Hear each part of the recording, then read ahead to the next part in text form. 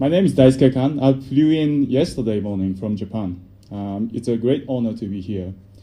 A little bit of my background. My grandfather crossed the ocean 71 years ago during the World War II from Inner Mongolia to come to Japan. And it seems like he had a Tibetan blood, so I might be connected to you in some ways.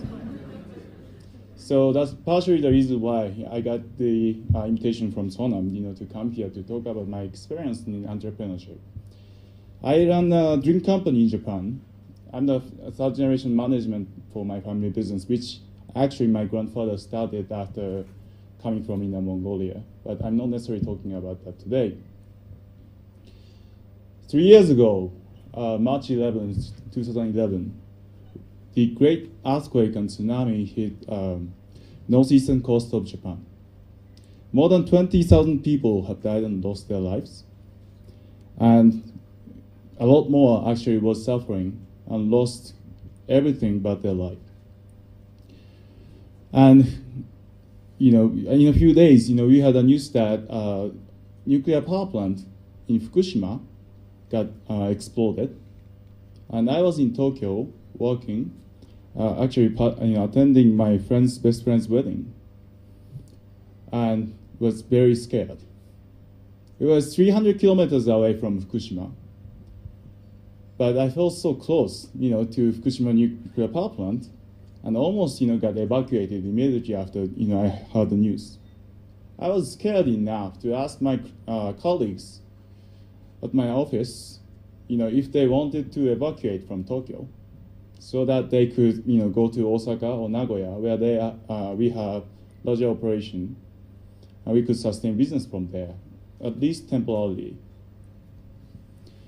And also, I incentivize them by adding, okay, we're gonna cover the cost, for you to move, and you can take your families as well, and maybe also including your pet, dogs, cats, anything. And they said it's okay for now. So if let's see how things evolve, and if it goes bad, we might ask you to move. Anyways, I was so scared. And then I saw a lot of people facing those challenges, even in Fukushima. I was far away, but people in Fukushima still living there and maybe isolated, but fighting against those challenges.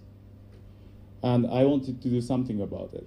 So as a company, we tried to find a way to send the drinks, immediately after the earthquake. And as a person, I tried to find a connection, what I can contribute actually to, first to relief and recover, and also then to reimagine the future. So as one of my side project, we decided to form a delegation from the US, with entrepreneurs and venture capitalists, top-tier people from Silicon Valley and Boston, MIT Media Lab, to come to Japan, promote entrepreneurship, and then also goes to Tohoku areas to discuss with local people who's struggling and facing to recover and relief from the disaster. So one of the audience we actually got in touch with was high school students in Fukushima, nearby the power plant. And they didn't get out of the Fukushima prefecture, their hometown, even after the earthquake and tsunami and the incident, and they were studying very hard there as a high school students. But one thing, struck us and brought us to, bring those delegation to high school was actually, their ideas to come up with the business ideas. So they asked us to brush up their ideas, with a capacity to, work on entrepreneurship. And then 12 of us actually went up to Fukushima to discuss and, listen to their pitch to give a feedback.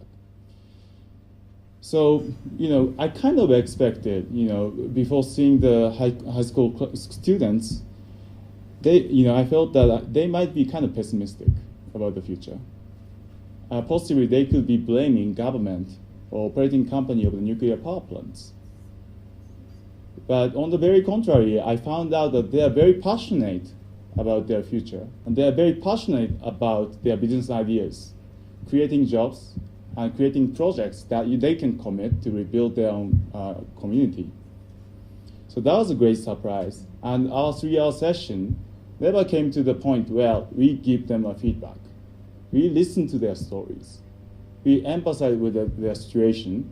And after that, we really came to the point we want to help.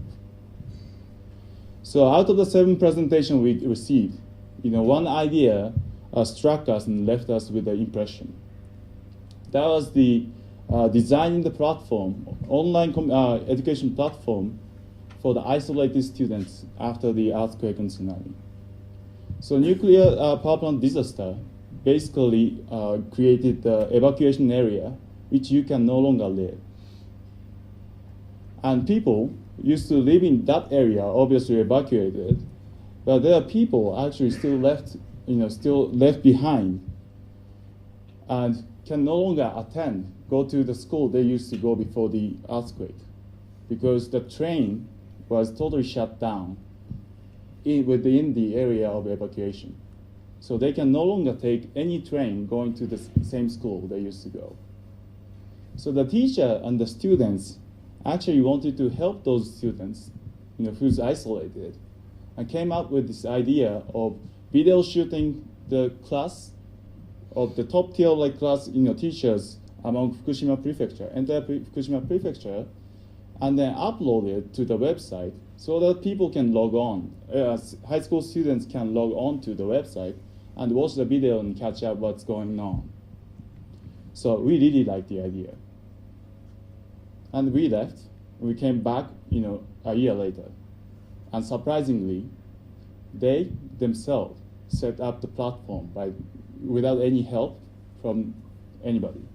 They just did it, utilizing the technology. Japan is a very matured country. It's all about politics and systems. You are not necessarily allowed to do something disruptive, in your daily life. Social norms are very strong, and also the March 11th, it was a huge disaster. It's a tragedy. I never want to see this again in my life. But at the same time, it happened, and you also created opportunity for high school students to transform themselves into entrepreneurs. So, we've experienced lost 2 decades or whatsoever. But I saw huge opportunities in people and huge opportunity in this crisis for us to change and move forward. So, this is a very small story. It only impacts maybe a few dozens of people. But to me, it's far more important than big ideas like, the school I went, Stanford University Business School, actually extending, their curriculum into video e-school. And they are sending all the contents, business school contents to global business people. It's a great idea and great business, but not necessarily, strike me emotionally. But those high school students and the teacher are changing people's life, 24 people's life at least, to help them in devastated situation. And that is the seed we want to plant by telling stories, utilizing those technology so that it nurtures in your heart. And through practices of those small steps, we'll see a huge, huge impact coming going forward. So now it seems, like Japan is back to normal, but we still have a lot of issues. Aging, population shrinking, whatsoever. But we have these people, who has guts and courage to face these challenges. And we have these people who can overcome those challenges, learning what's happening in the world, and internalize it, and then giving deliverables to create changes to the world. So, big world, globalization. It consists of people. Each person has their own story to tell, And Bhutan is a small country, maybe in terms of GDP measure, but you are definitely offering something new, GDH, or different perspective to measure your life standard. And that's how you make your country so attractive and unique. And that's, I think, how you have Bhutanese restaurant in Tokyo, and it's very popular.